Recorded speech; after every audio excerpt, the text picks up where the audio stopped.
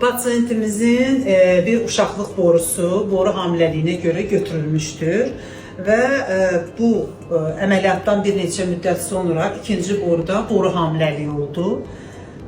Bir neçə müddət bundan əvvəl evdə uşağı olmadığına görə, neçə sonsuzluq olduğuna görə biz xüsusi dərman preparatı ilə, belə deyək, döl yumurtasını orada sizin başa düşəcəyiniz ilə desək dondurduq.